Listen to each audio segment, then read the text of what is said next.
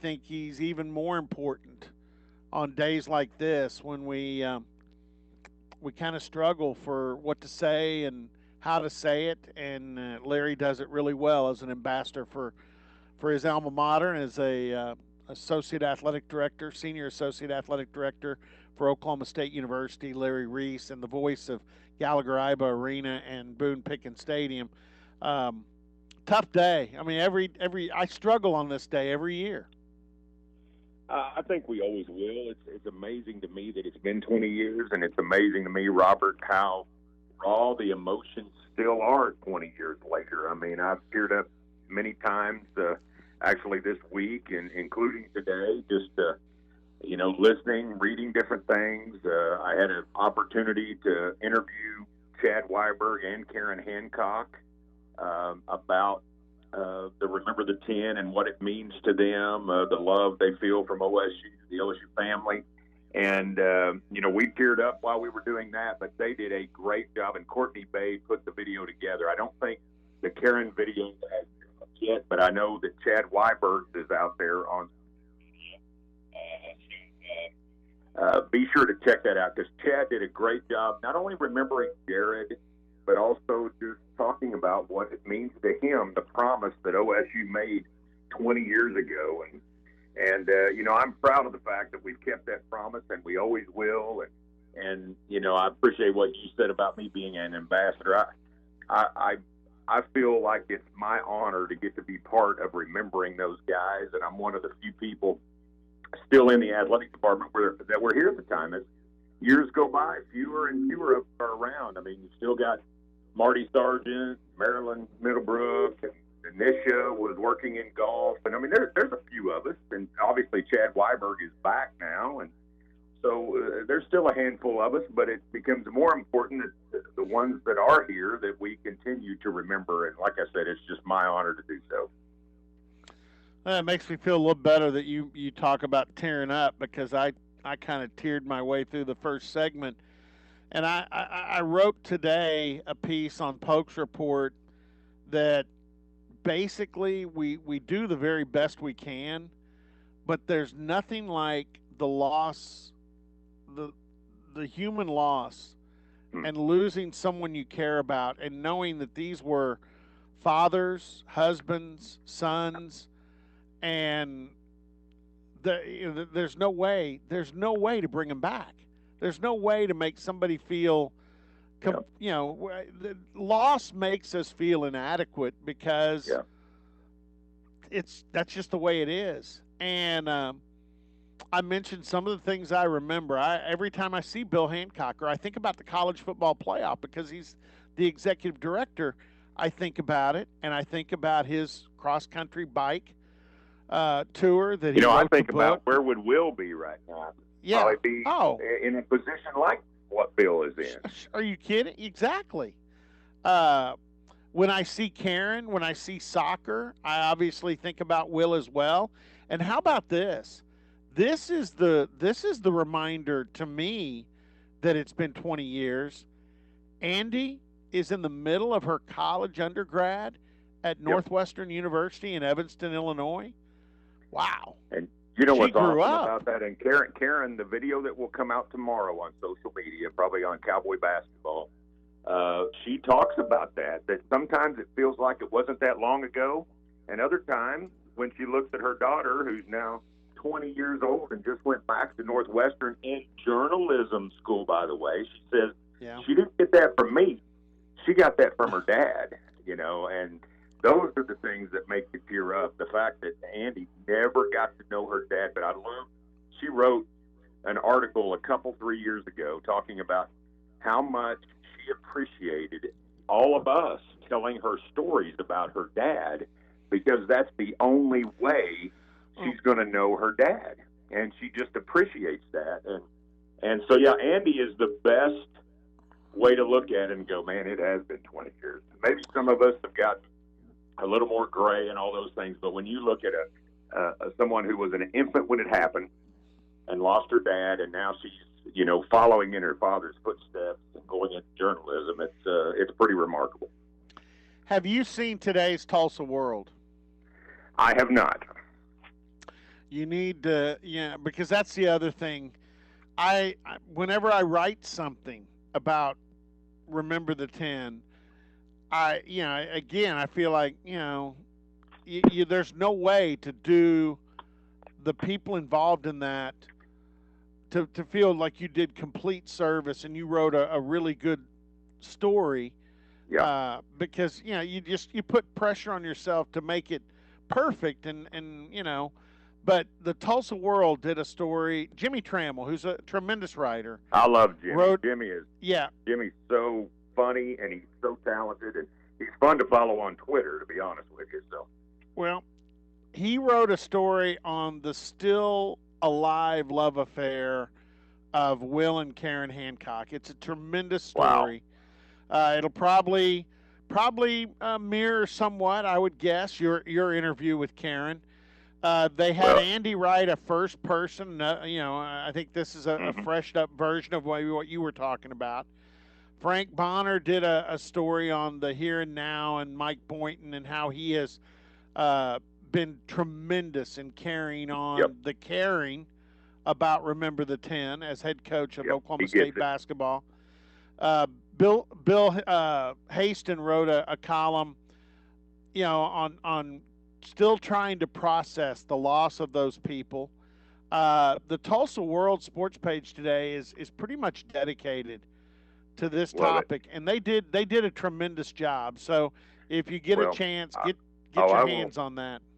I will definitely do it, and I'll be ready to tear up a few more times. But I want to do that because it's just it means we love those guys. I called 7 of those guys friends, and when I was interviewing Karen, she lit up when she talked about Will to this day. So that love affair is still alive. And she talked about how she appreciates when people say, hey, I'm thinking about you, or, hey, I remember this story about Will. I was in class with him or whatever. So, I encourage those of you who maybe sometimes you think, man, I don't know what to say on a day like this, or I don't know what to say when I see Karen or Chad or any of the family members, Zane, the Flemings, any of them. It doesn't matter what you say. If you've got a remembrance, tell them. If you're just thinking about them, tell them. It doesn't matter what you say. You don't have to have the perfect thing to say. But, Robert, I heard you a little bit ago talking about that day and your remembrances of it, and it made me, and I've told this on these airways before, but it's been a while, and I thought I'd just quickly tell you how my day went. I came back from Tahlequah. We had some buddies from Miami, Oklahoma, always met over in Tahlequah. And Larry Gibson, who was kind of in the Mr. Iba tree, was the head coach, and his brother was the women's head coach of basketball over at NSU. And we'd go over there and cheer those guys on. Well, I drove back after the game, and I got home over on Cherokee Street or Cheyenne Street here in Stillwater.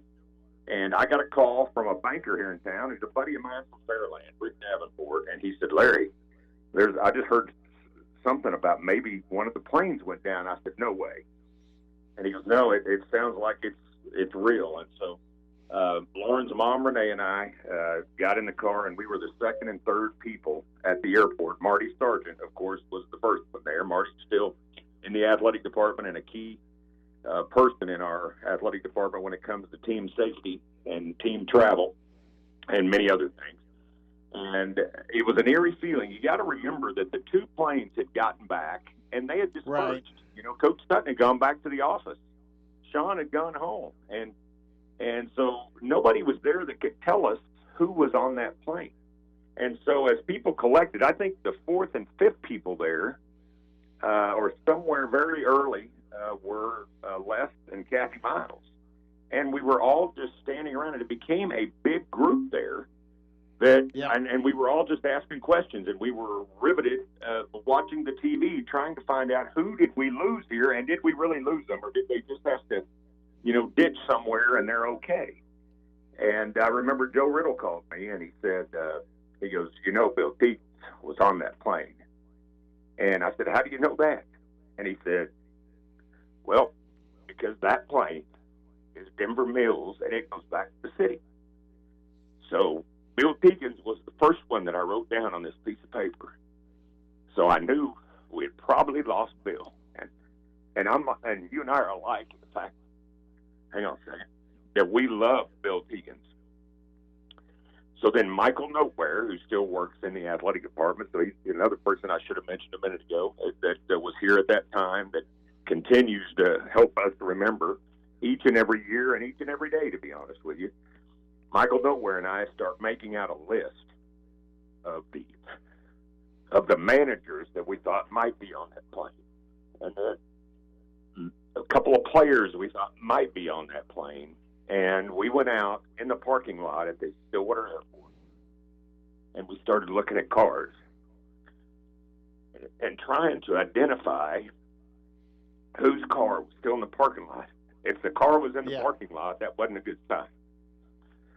And if we could figure out that you were home, like I marked off Steve Souza, who's now a basketball coach himself. He was a manager. He was back, so we marked him off. Marked off Wade Pearson, that worked over on educational television. We thought he might have been on the plane, but he was not. We marked off Ryan Paul, who was another manager who was not on that plane. And then all the other names that I didn't mark off, and I've still got that piece of paper sitting next to my desk in a little tribute to the 10. The ones that we didn't mark off were the ones that we were able to conclude that we were never going to see again. And then over the next 2 weeks, in the darkest period I've ever been through, and I think the OSU family's ever been through, we went to, a whole bunch of funerals. And but we pulled together, and I think the thing to celebrate is not only those lives and the fact that we got to be around those guys, and we're always going to miss them because we loved them.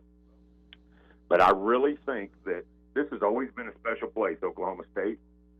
But I really think that is when the term family galvanized. That's when we came together as an OSU family, and we've had to come together around other tragedies like losing Kurt Butke and Miranda Cerna and the Brandstetters and the homecoming tragedy and what happened there. We've had to pull together so many times, but we truly are. It's an OSU family. It's an extended family. We care about each other, and we pull together during tough times, and that includes the 20th anniversary.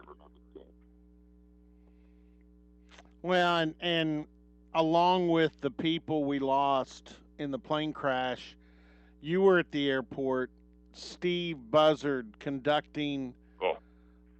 I mean, and doing it in such a professional manner. And I think about amazing. Steve I think about Steve all the time because I know he looked at Will as like a little brother, and they were extremely close. And he and Bill Teagan's like you and like me. Bill was a close personal friend. Steve Buzzard really was the one that pushed for Bill Teagan's to be on the radio network. I think he plucked Bill Teagan's. And so I always think of Steve because I know how it hurts to this day. And I also know how in a moment where he had to be a professional in probably the toughest time in his life, he was that professional, and that's very admirable. He had to be out in front on all of that. I mean, he was the point person at all of those press conferences and had to speak on behalf of the university. And I just know that we always talk about how it took a toll on Coach Sutton. And by the way, this is the first time that we're remembering the 10 without the guy that helped lead us through it in Eddie Sutton. And I think about Coach today, and Karen and Chad both just spoke so highly of how Coach Sutton handled that and how he took that on himself to call all those families. But also think about the toll it took on Steve Buzzard, on Terry Don Phillips, on Dr. Halligan, who was our president. I mean, all those folks that had to go through all of that and try to get the OSU family through it and try to, wrap our arms around the families that actually lost actual family members. I know it took a lot out of them, but those three guys, and Coach Sutton included, Steve Buzzard, Terry Don Phillips, and Dr. Halligan, and even Harry Birdwell, who was the vice president at the time over on campus. Those guys showed leadership through all of that, and I know it's taken a toll on them, and I know it's still emotional for them to talk about or to think about. And then the other one, and I mentioned this, and this always gets me, is I was in the press box. I was in the radio booth with Dave Hunziker in Hattiesburg, Mississippi, before the first game the next season. And for Dave, before he starts the broadcast, picks up the phone and calls Janice Tegans. Yeah. Uh, That tells you the kind of person Dave Hunziker is. Oh, immensely. And couldn't have been a better person to step in that situation. And he's, I don't know if I've told Dave this. I've bragged on him many times, but he's made Bill Tegans proud the way that he stepped into that seat. Yeah, he's made us all proud, and I think we're damn lucky because he could be off calling Major League Baseball or doing something like that, and he has stayed here, and I thank my lucky stars that he has stayed and been the voice of the Cowboys, and I've been lucky enough to work with him. Well, and I will tell you, yes, and you guys do a great job, and I'll say this: John Holcomb is as close as we're ever going to get to Bill Tegans. I've said this many times, but Bill Tegans is the reason that he got back to the Tulsa market. I believe Bill Tegans told John Wall, if you ever have an opening, you need to hire this guy. And then a lot of us pushed for John Holcomb to be our color analyst, and it's a lot of it is because he's a TV guy, gets a lot of airtime for our program, but also he's a self-deprecating guy, just like Bill Tegans was, always making fun of himself. He's not a TV guy with a big ego, which is just like Bill Tegans. And so John reminds me a lot of Bill, and I know they were very close. And so I'm grateful for the broadcasting crew that we have. And I'll say one other thing that, I always think about Joe Riddle on this day because Joe has never gotten over this. I don't think any of us have gotten over it. But Joe Riddle has some real survivor's guilt. And he was our producer engineer on the Cowboy Network back then and did a great job for many, many years. And he traded out because of a work conflict. And he was supposed to be on that plane. And he traded out with Kendall Durfee. I was running the Cowboy Network at the time. So, in essence, Bill Tegans and Kendall Durfee kind of worked for me with Cowboy Sports Properties, Cowboy Sports Network. And so I knew Kendall very well and always had a smile on his face. And Joe Riddle still blames himself for changing out, and it wasn't his fault. He didn't know it was going to happen. No. But I just think about Joe Riddle on a day like this because it has affected the rest of his life, feeling that guilt. No, I agree, and I mentioned that as well this morning. And here's the, again, as much as we say, as much as we do, you just wish you could do more because there's no way to bring those men back, and there's no way to bring, like you said when you said what would Will be doing now? I mean, all of those people would have had Noyes great and things Jared in their Weiberg lives. would be coaching right now. There's no doubt about it. Both those guys would be head coaches somewhere, and you can just go down the line and what all those guys. I let my mind go there. Just because I like to think about it, what would those guys be doing? I mean, Pat Noyes would be one of the guys coaching, and he was a ringleader for us. He was always getting pickup basketball games together, and he was just a character. And I still miss Pat, still miss Jared's smile and how he would hug you when he saw you. And he'd come down the scores table after Coach Sutton did, shake everybody's hand, even though he was just a grad assistant at the time. He was kind of mocking what Coach Sutton was doing, and I really think he was going to be a great coach like his dad, Mick. And so you can wonder what Nate Fleming would be doing right now because, man, he had a passion and a zest for life and was the best cheerleader on the bench. And then when he got in, the crowd would go crazy. And so it's just tough stuff, but I'm proud of the fact that we keep remembering, and that's just never going to stop. To change the topic, because we've got to get a break in, we've got to let you go. You've got a meeting coming up, and again, when you change the topic on something like this, you're just like, really? But I know that we have a lot. We've talked about this earlier this week, Larry. A lot of our listeners have filled out their survey, just like I did on our baseball tickets. That's due on Friday. It's important to get that in as soon as possible. I just mentioned the Vandy series coming up. Wow. How close are we to knowing maybe how many people will be able to be in Obrate, and and I know we do know the criteria for the decisions, posse Yep. points on these, and I wish everybody that bought season tickets last year. I honestly feel like mine probably will not, because that was my first year to buy baseball season tickets. I probably will not be in there, and that's fine. But for the fans that can't wait for baseball, what's the maybe the timeline for the answers? I'm not exactly positive on the timeline. I probably heard it in a meeting, and I'm just not thinking right now. But I think possibly next week you're going to hear that. I think we're still in a situation where it's going to be limited capacity, obviously. Yeah. So I know that the first folks that are going to get, first dibs are going to be folks who have had season tickets for multiple years. And in baseball, we want to take And they care deserve of it. sit in that old stadium all these years, and then it'll go right back to the top of the list with posse points with folks that have not had tickets. Well, again, I appreciate those people that have had a long time. I bought them last year because my family, for the first time said, "Hey, yeah, we want to go to all, the baseball games." So, well, I'll just buy season tickets. So, Yep. again, appreciate your time. Know that this is a difficult day, but one that you embrace because that ambassadorship that you are a true connection for Cowboy fans all the time. Your voice, resonates Oklahoma State. So appreciate that, and appreciate you spending some time with us. Well, I appreciate that, and I'm honored to do it, like I said. And I just encourage everybody, if you know those family members, reach out to them, tell them a quick story, even if it's via text or on Facebook or whatever method. Call them and just say, "Hey, I'm thinking about you," or "Hey, I remember this story about your loved one," and let them know, because they really do cherish, even if the emotions come up, they cherish getting to hear that. And so, two things I want to say real quickly. Tonight, the Cowgirls play Texas. It's a huge game Right. at 6:30. They're coming off a win on the road.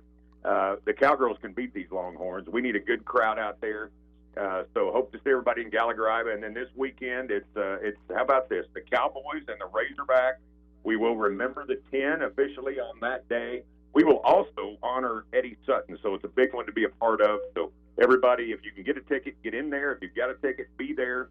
If you can't, tune in, and we will honor the 10 and celebrate Eddie Sutton as well. Larry, appreciate it. Okay. Thanks, Robert. Appreciate you. All right, Larry Reece, Senior Associate Athletic Director, and again,